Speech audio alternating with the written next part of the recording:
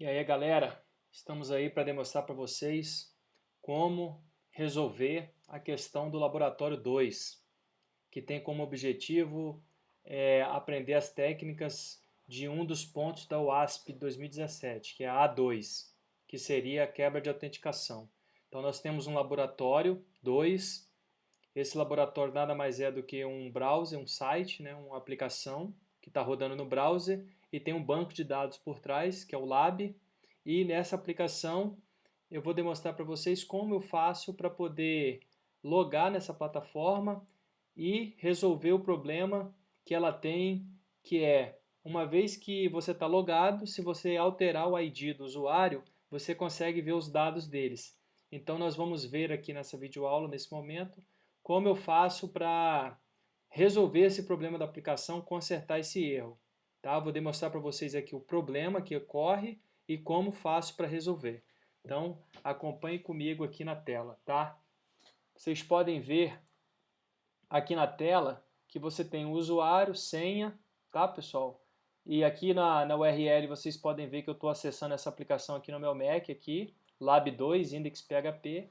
Então, nós já sabemos por padrão que o usuário inscrito é o inscrito com senha 3000, tá? Então, quando eu coloco aqui 3000 e entro, vocês podem ver que eu acabei de logar, tá? Vocês podem ver pela URL e pelos campos que são exibidos aqui na parte da view da página, tá? Então, se eu vir aqui em cima e trocar o ID, colocar 2, olha o que acontece. Ele volta para a tela de login. Por quê? Porque ele está corrigido. O problema que tinha era que quando você colocava 2 ou 3, ele carregava um outro usuário.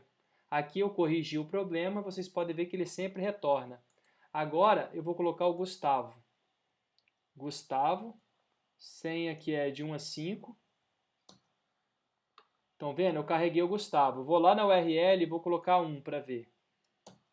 Ele volta para a tela de login.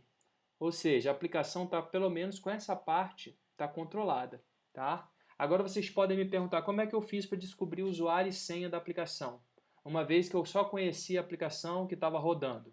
Então eu vou mostrar para vocês agora aqui no terminal. Acompanhem comigo aqui no terminal. Pessoal, aqui no terminal, o que vocês podem ver? Aqui, ó, vocês têm o ID, inscrito e senha 3000. Tanto o inscrito quanto o Gustavo. Legal? Então, qual é a ideia aqui? Como que eu cheguei? Eu fui executando todos aqueles passos para poder, fazendo a enumeração do banco de dados, quais eram as tabelas, quais os campos da tabela usuário, e depois eu tentei buscar o usuário e a senha com esse comando aqui abaixo. Tá? Então eu não vou mostrar como que eu cheguei em todos os passos, eu só vou mostrar o último comando, tá? Vocês podem ver aqui abaixo que eu coloquei SQL map -u, né? O HTTP, esse P aqui é uma máquina virtual minha, que é o Windows 10, tá? Lá nesse Windows 10 eu tenho o Champ com a aplicação, estou rodando. Então lá o usuário está com ID 1, eu vou passar o "-t" para indicar a tabela, "-c", que são os dois campos da tabela, que são login e senha, tá? E vou passar o ID maiúsculo, que é o campo da tabela ID, e vou dar um "-dump". Ele vai executar e vai mostrar isso que vocês podem ver aqui acima. O interessante na hora de executar, ó, ele está executando no meu ali. Vocês podem ver que ele está executando. Nesse momento, pessoal, que ele está executando, ele vai fazer uma pergunta aqui para vocês, tá? Uma pergunta se você quer atualizar a URL. Você coloca não, para deixar a URL do mesmo jeito, senão ele quer atingir o index.php. Ele demora um pouco esse ataque, ainda mais eu aqui que estou com várias máquinas virtuais abertas, mas esse é o passo da aula anterior, que é como eu posso dar comandos via terminal utilizando o SQL Map e tentar levantar essas informações da base de dados, tá? Só que eu vou considerar que a gente já sabe quais são os usuários e senha, então a gente só quer resolver o problema, que seria a atividade 3 aí, que seria essa questão de você conseguir proteger, vou voltar aqui para a tela aqui, seria você proteger, pessoal, aqui a tela de usuário. Você garantir que uma vez que o usuário inscrito acessa aqui, eu não altere pela URL. Então, eu vou proteger isso aqui, ó. Tá ok? Então, eu vou demonstrar agora. Então, demonstrei a aplicação rodando. Aqui, demonstrei o código, que vocês já conhecem, tá? Ele vai ficar rodando aqui enquanto isso. Eu ia só demonstrar novamente, mas vocês já sabem que é possível fazer isso e tal. E agora eu vou demonstrar para vocês, pessoal, aqui no terminal, no código-fonte da aplicação, tá? Eu vou mostrar o código-fonte da aplicação para vocês, tá? Aqui agora a gente está no código-fonte. Dica de curiosidade, eu estou usando o aplicativo OBS para fazer a gravação do vídeo, tá? Nem todo mundo conhece, mas é um aplicativo free, ele é muito bom. Então aqui vocês podem ver na tela, aqui ó, no código-fonte, aqui no lado esquerdo, vocês podem ver que eu estou no Lab 2. O Lab 2 tem 3 arquivos, né? Que é o index da aplicação, que é esse aqui, o login e o sobre o usuário, que é quando eu, na aplicação, que é quando eu, aqui ó, quando eu digito, tá? Então aqui na aplicação eu digito na index, a index encaminha para o login.php e o login.php encaminha para o sobre o usuário passando o ID, tá ok? Então eu vou mostrar o código aqui da index aqui. Vamos voltar aqui. Então, pessoal, no código da index, o que eu fiz aqui? Vocês podem ver que eu não fiz nada aqui na index principal, porque o usuário ainda está na tela de login. Aqui, andando, a gente percebe que tem uma função que verifica o sistema operacional. Mais abaixo aqui, a gente vê que são criadas algumas variáveis de sessões aqui para poder capturar do browser qual usuário, qual sistema operacional. E depois a gente chega aqui no nosso formulário. Vocês podem ver aqui, ó. Estão vendo aí onde eu estou selecionando, né? Esse formulário aqui ele vai encaminhar, vai fazer o post para o arquivo login.php. Tá ok? O login.php tem os campos aqui, usuário e senha. Então não tem nada demais no arquivo index, a gente já analisou ele. Então vamos passar para o próximo, login. Pessoal, acompanhe comigo aqui. Vocês podem ver aqui na linha 2 que já existe uma sessão iniciada no navegador, tá? E aqui abaixo, vocês podem ver aqui, ó, que uma vez que eu passo os parâmetros para a aplicação conectar com o banco, fazer o MySQL Connect, tá? Aquela parte que o professor explicou aqui, ó, para proteger o usuário e a senha, estou tirando contrabarra, estou tirando aspa da senha para a senha passar limpa aqui, tá? Para evitar um ataque de SQL injection, tá? Aqui na linha 18, vocês podem ver, é uma SQL normal, está passando o login e a senha, e é aqui que é o pulo do gato, pessoal. Então, qual o pulo do gato aqui nesse momento? Vocês têm que ver, entender esse ponto, ó.